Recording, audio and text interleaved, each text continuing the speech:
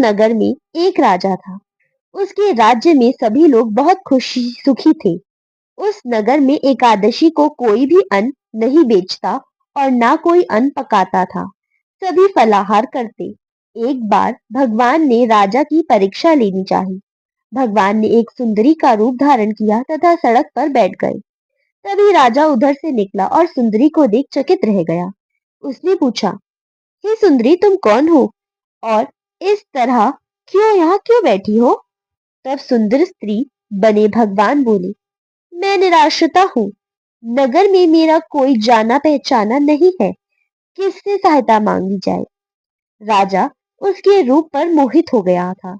वह बोला, तुम मेरे महल में चलकर मेरी रानी बनकर रहो। सुंदरी बोली, मैं तुम्हारी बात मानूंगी, पर तुम्हें राज्य का अधिकार मुझे सौंपना होगा। राज्य पर मेरा पूर्ण अधिकार होगा।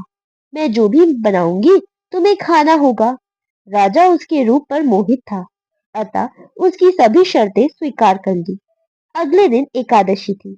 रानी ने हुक्म दिया कि बाजारों में अन्य दिनों की तरह अन्न बेचा जाए।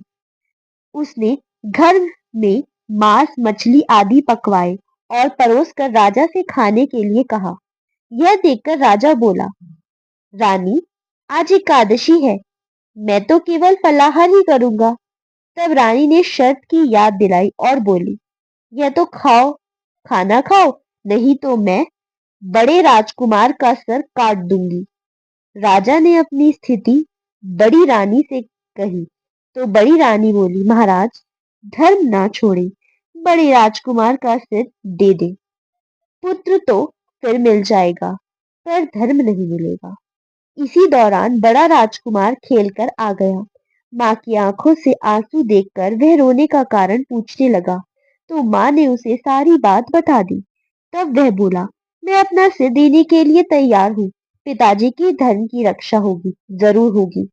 राजा दुखी मन से राजकुमार का सिर देने को तैयार हुआ, तो रानी के रूप से भगवान विष्णु ने प्रकट होकर असली बात बताई। राजन, तुम इस कठिन परीक्षा में पास हुई। भगवान ने प्रसन्न मन से राजा से वर मांगने को कहा। तो राजा बोला, आपका दिया सब कुछ है, हमारा उद्धार करे। उसी समय वहां एक विमान उतरा। राजा ने अपना राज्य पुत्र को सौंप दिया और विमान में बैठकर परम धाम को चला गया।